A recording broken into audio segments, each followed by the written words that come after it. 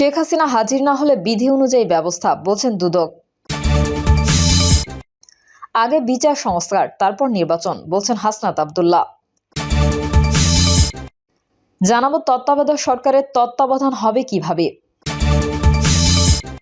এবং সর্বশেষ জানাবো দেশে অবশ্যই যুক্তির সময় নির্বাচন হবে, বলছেন সার্জিস আলম। এতক্ষণ শুনছিলেন সংবাদ শিরোনাম, এবারে বিস্তারিত। তবে তার আগে অনুরোধ থাকবে আমাদের চ্যানেলটি সাবস্ক্রাইব করে বেল আইকনটি ক্লিক করুন। শেখ হাসিনা হাজির না হলে বিধি অনুযায়ী ব্যবস্থা, বলছেন দুদক।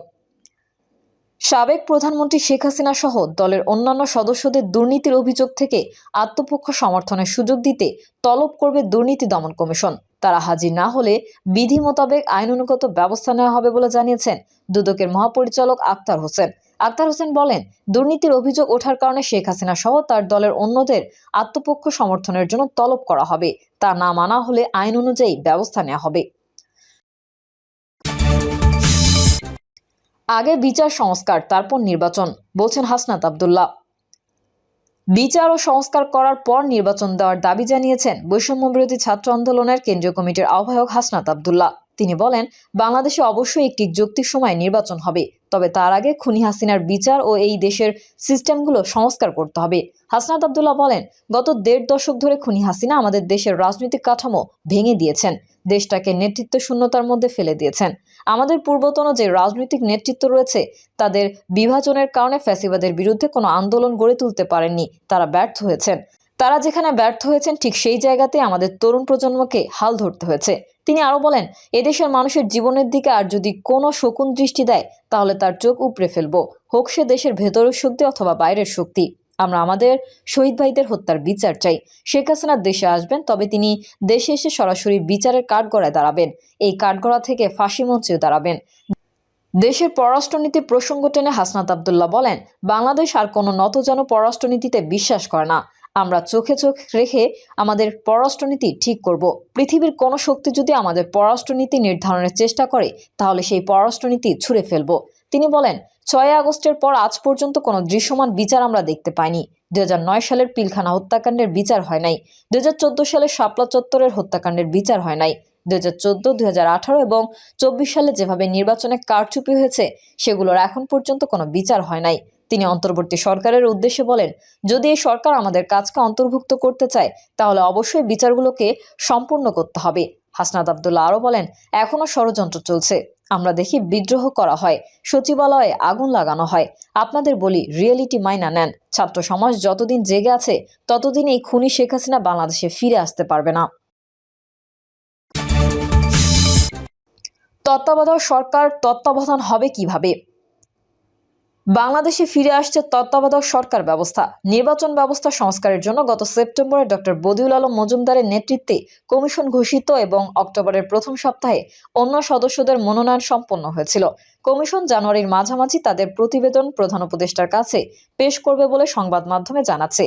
এর আগেই গত ডিসেম্বর মাসে সুপ্রিম কোর্টের রায়ে সংবিধানে তত্ত্বাবধায়ক সরকার ব্যবস্থা ফিরে এসেছে।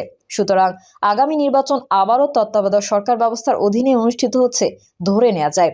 অবশ্য নির্বাচন ব্যবস্থা সংস্কার সংক্রান্ত কমিশন তত্ত্বাবধায়ক সরকারের নতুন রূপরেখা প্রস্তাব করতেই পারে। সেই ক্ষেত্রে ১৯৯৬, ২০০১ ও ২০০৬ সালে এই ব্যবস্থা কিভাবে ক্ষমতাসীন দল বা জোটের মারাত্মক ম্যানিপুলেশনের শিকার হয়েছিল সেই ইতিহাস পর্যালোচনা জরুরি।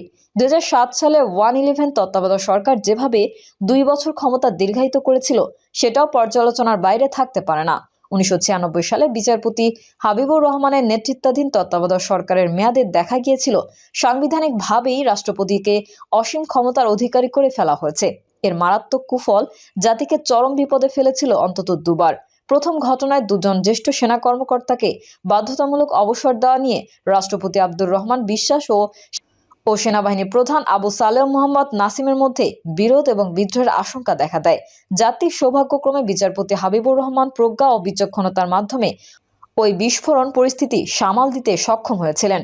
দ্বিতীয় ঘটনা ১৯৯৬ সালের জুনের নির্বাচনটি অবাধ ও নিরপেক্ষ হিসেবে দেশে বিদেশে প্রশংসিত হলেও বিএনপি কারচুপির অভিযোগ উত্থাপন করে। নির্বাচনে সংখ্যাগরিষ্ঠতার কাছাকাছি গিয়েছিল আওয়ামী লীগ। ধারণা করা হয়েছিল রাষ্ট্রপতির আমন্ত্রণ পেলে ছোট কয়েকটি দলের সমর্থন নিয়ে জোট সরকার গঠন সম্ভব হবে। কিন্তু নির্বাচনী ফল ঘোষণার এক সপ্তাহ পেরিয়ে গেলেও রাষ্ট্রপতি আওয়ামী লীগকে সরকার গঠনের আমন্ত্রণ না জানানোয় ভয়ানক রাজনৈতিক সংকট সৃষ্টি হয়।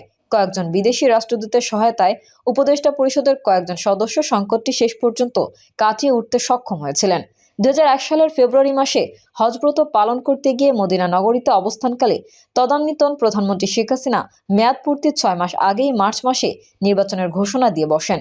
কিন্তু দেশে ফিরে সেই ঘোষণা থেকে তিনি পিছিয়ে যান। ধারণা করা হয় মার্চে নির্বাচন দিলে সদ্য অবসরপ্রাপ্ত প্রধান বিচারপতি মোস্তফা কামাল আর পরে দিলে সদ্য অবসরপ্রাপ্ত প্রধান বিচারপতি লতিফুর রহমান তত্ত্বাবধায়ক সরকার প্রধান হবেন। আওয়ামী লীগ দ্বিতীয় জনকেই অধিকতর নিরাপদ বিকল্প মনে করেছিল। কিন্তু দেখা গেল নির্বাচন পিছিয়ে যাওয়ায় বিচারপতি লতিফুর রহমান যখন নিশ্চিত হয়ে গেলেন তিনি পরবর্তী প্রধান উপদেষ্টা, তখন ক্ষমতা গ্রহণের মাসখানেক আগেই কথিত হোমওয়ার্ক শুরু করে দেন। যে কারণে শপথ নেওয়ার রাতেই তিনি আওয়ামী লীগের সাজানো মাঠ প্রশাসন রদবদল ও গণবদলির মাধ্যমে তছনছ করে দেন। আওয়ামী লীগ ইলেকশন ইঞ্জিনিয়ারিং করতে চেয়েছিল ঠিকই, কিন্তু 2001 সালের তত্ত্বাবধায়ক সরকার যেভাবে 1.5 শতাধিক কর্মকর্তাকে বদলি করে সেটাও লেভেল প্লেইং ফিল্ড প্রতিষ্ঠার অন্তরায় ছিল। কারণ ওই পদগুলোতে যাদের আনা হয়েছিল বেশিরভাগই ছিল বিএনপি জামায়াতপন্থী। আওয়ামী লীগের অভিজ্ঞতা থেকে বিএনপি জামায়াত জোট আর ঝুঁকি নিতে চায়নি। 2001-2006 শাসনামলে প্রথম থেকে সেনাবাহিনী, সিভিল প্রশাসন ও পুলিশ বাহিনীতে রাজনৈতিক আনুগত্য নিশ্চিত করায় মনোযোগী হয়। জ্যেষ্ঠতাক্রম লঙ্ঘন করে জেনারেল মঈন ইউ আহমেদকে সেনাপ্রধান করা হয়। জিয়াউর রহমানের মাজার জিয়ারত না করার অপরাধে ডক্টর বদরুদ্দোজা চৌধুরীকে পদত্যাগে বাধ্য এবং আরও অনুগত অধ্যাপক ইয়াজউদ্দিন আহমেদকে রাষ্ট্রপতি করা হয়। এ সময় সুপ্রিম কোর্টের বিচারপতিদের অবসর গ্রহণের বয়স 2 বছর বাড়িয়ে 67 বছর নির্ধারণ করা হয়। অভিযোগ রয়েছে বিএনপি প্রাথমিক পর্যায়ের আন্তর্জাতিক সম্পাদক বিচারপতি KM হাসানকে 2006 সালে তত্ত্বাবধায়ক সরকারের প্রধান উপদেষ্টা করার অঙ্ক কষেই এই সিদ্ধান্ত নেওয়া হয়েছিল। এর ফলে আওয়ামী লীগ শুরু করে হাসান বিরোধী আন্দোলন। 2006 সালের 28 অক্টোবর বিচারপতি হাসান প্রধান উপদেষ্টার পদ গ্রহণে তার অসম্মতি জানালে রাষ্ট্রপতি ইয়াজউদ্দিন আহমেদ বিধান অনুসারে বিচারপতি মাহমুদুল আমিন চৌধুরীকে অনুরোধ না জানিয়ে নিজেই তত্ত্বাবধায়ক সরকার প্রধানের দায়িত্ব নেন। পরে তার নানা কর্মকাণ্ডের প্রতিবাদে উপদেষ্টা পরিষদের 4 জন সদস্য পদত্যাগ করেন। এত সত্ত্বেও নতুন 4 জন উপদেষ্টা নিয়ে ইয়াজউদ্দিন 2007 সালের 22 জানুয়ারি একতরফা নির্বাচন অনুষ্ঠানের পথে এগিয়ে যেতে থাকলে দেশজুড়ে সংঘাতময় পরিস্থিতির সৃষ্টি হয়। 2007 সালের 11 জানুয়ারি সেনাপ্রধান জেনারেল মঈন ইউ আহমেদ বঙ্গভবনে গিয়ে জরুরি অবস্থা জারির জন্য রাষ্ট্রপতিকে কার্যত বাধ্য করেন। পরদিন 12 জানুয়ারি ডক্টর ফখরুদ্দিন আহমেদের নেতৃত্বে গঠিত হয় আরেকটি তত্ত্বাবধায়ক সরকার। মিডিয়া সেটা 111 সরকার নামে পরিচিত পায়। দৃশ্যত আরও দীর্ঘ সময় শাসনের আকাঙ্ক্ষা থাকলেও রাজনৈতিক দলগুলোর আন্দোলনের মুখে 3 মাসের স্থলে প্রায় 2 বছর ক্ষমতায় থেকে 2008 সালের ডিসেম্বরে নির্বাচন দিতে বাধ্য হয়েছিল ওই তত্ত্বাবধায়ক সরকার। মূল বক্তব্যের প্রয়োজনেই 1996, 2001 ও 2006 সালের তত্ত্বাবধায়ক সরকার নিয়ে আওয়ামী লীগ ও বিএনপির চতুর্যপূর্ণ চালপাল্টা চালের কাহিনী বর্ণনা করতে হলো। এটা স্পষ্ট যে প্রতিবারই তত্ত্বাবধায়ক সরকার ব্যবস্থা ম্যানিপুলেশন করা হয়েছে। এমনকি ওই ব্যবস্থা বাতিল নিয়েও প্রশ্ন ছিল। 2010 সালে সুপ্রিম কোর্ট 4 থেকে 3 সংখ্যাগরিষ্ঠ বিচারপতিদের রায় ঘোষণা করেন অনির্বাচিত তত্ত্বাবধায়ক সরকার এবং অসাংবিধানিক। কিন্তু প্রয়োজনে আরও 2টো নির্বাচন এই ব্যবস্থায় হতে পারে। কিন্তু সুযোগ বুঝে 2011 সালে সংবিধানের 15 সংশোধনীতে তত্ত্বাবধায়ক সরকার ব্যবস্থাই বাতিল করে দেন শেখ হাসিনা। ফলে 2014, 2018 ও 24 সালের 3টি নির্বাচনই একতরফা নির্বাচনী প্রহসনে পর্যবসিত হয়। 2014-2024 সালের নির্বাচনে প্রধান বিরোধী দলগুলো অংশগ্রহণ করেনি। 2018 সালের নির্বাচনে সব দল অংশগ্রহণ করলেও নির্বাচনের আগের রাতেই পুলিশ ও সিভিল প্রশাসন ব্যালটে সিল মেরে বাক্স ভরিয়ে রাখে। পরপর 3টি একতরফা নির্বাচনের মাধ্যমে গণতন্ত্র বরবাদ করে শেখ হাসিনা নিজেই গণঅভ্যুত্থান ডেকে আনেন। এখন 5ই আগস্টের পট পরিবর্তনের পর ভবিষ্যতের তত্ত্বাবধায়ক সরকার ব্যবস্থার তত্ত্বাবধান যাতে অতীতের অনুরূপ ম্যানিপুলেশনের শিকার না হয় সেই ব্যাপারটি নিশ্চিত করতেই হবে। এক্ষেত্রে তত্ত্বাবধায়ক সরকারের মেয়াদে প্রতিরক্ষা মন্ত্রণালয়ের দায়িত্ব যদি রাষ্ট্রপতির অধীনে থাকে তাহলে আব্দুর রহমান বিশ্বাস বা ইয়াজউদ্দিন আহমেদের আমলের পুনরাবৃত্তি ঘটতে পারে। আবার তত্ত্বাবধায়ক সরকারের প্রধান উপদেষ্টা যাতে আগেভাগেই নির্দিষ্ট হয়ে লতিফুর রহমানের আমলের ঘটনার পুনরাবৃত্তি না ঘটান সেই ব্যবস্থাও নিশ্চিত করতে হবে। বড় কথা, তত্ত্বাবধায়ক সরকারের মেয়াদ কোনোভাবেই যেন 90 দিনের বেশি বাড়ানো না যায়। দেশে অবশ্যই যুক্তির সময় নির্বাচন হবে, বলছেন সার্জিস আলম। জাতীয় নাগরিক কমিটির মুখ্য সংগঠক ও জুলাই শহীদ স্মৃতি ফাউন্ডেশনের সাধারণ সম্পাদক সার্জিস আলম বলেছেন, দেশে অবশ্যই যুক্তির সময় নির্বাচন হবে, কিন্তু তার আগে খুনি হাসিনা আমাদের সিস্টেমগুলোকে যে ধ্বংস করে দিয়েছে সেই সিস্টেমগুলো সংস্কার করতে হবে। তিনি বলেন, বাংলাদেশ আর কোনো নতজানু পররাষ্ট্রনীতিতে বিশ্বাস করে না। আমরা চোখে চোখ রেখে আমাদের পররাষ্ট্রনীতি ঠিক করব। পৃথিবীর যে কোনো পরাশক্তি যদি বিন্দুমাত্র চিন্তা করে তারা বাংলাদেশকে ডোমিনেট করে কোনো পররাষ্ট্রনীতি নির্ধারণ করবে, আমরা সেই পররাষ্ট্রনীতি ছুঁড়ে ফেলে দিব।